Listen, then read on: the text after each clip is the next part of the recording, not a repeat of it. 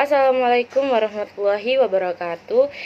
Perkenalkan, nama saya Dewi Suciningrum, nomor induk mahasiswa 22030214056.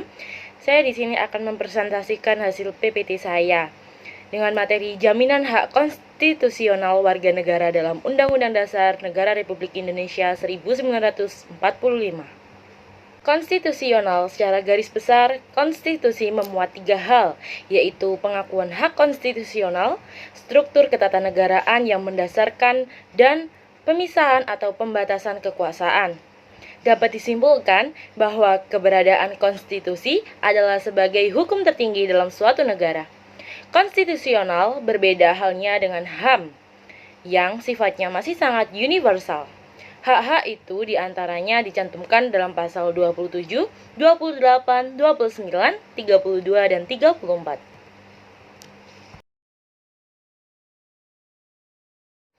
Hak konstitusional adalah hak yang dimiliki oleh setiap warga negara sesuai dengan konstitusi yang berlaku di negaranya.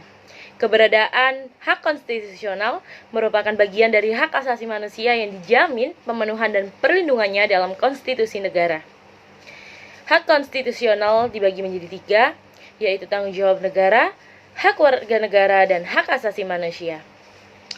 Tanggung jawab negara melindungi segenap bangsa, memajukan kesejahteraan umum, mencerdaskan kehidupan bangsa, dan ikut melaksanakan ketertiban dunia, serta mewujudkan keadilan sosial bagi seluruh rakyat Indonesia dalam pembukaan Undang-Undang Dasar 1945 alinea keempat.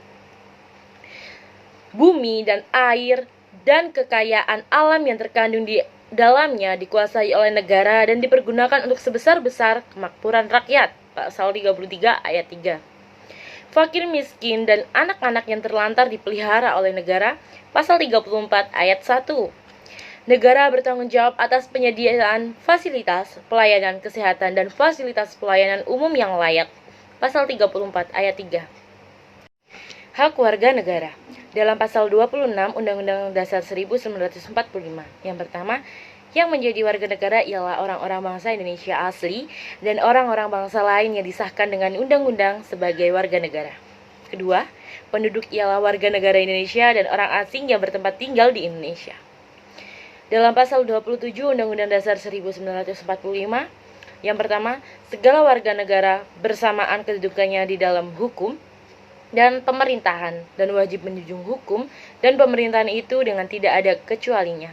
Yang kedua, tiap-tiap warga negara berhak atas pekerjaan dan penghidupan yang layak bagi kemanusiaan. Selanjutnya, hak asasi manusia.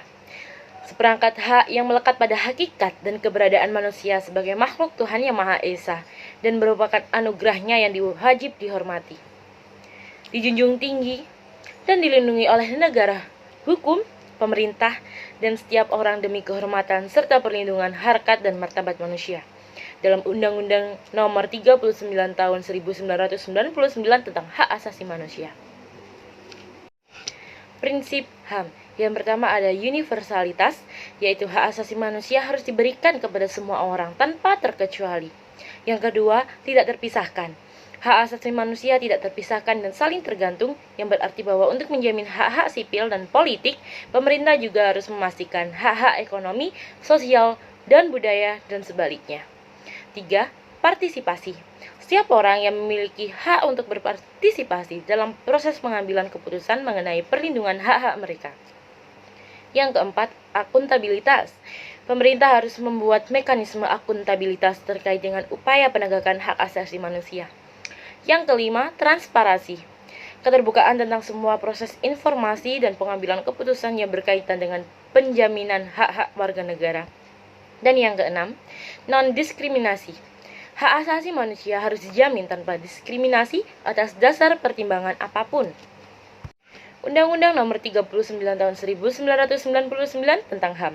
Setiap orang berhak atas pengakuan, jaminan, perlindungan, dan perlakuan hukum yang adil, serta mendapat kepastian hukum dan perlakuan yang sama di depan hukum.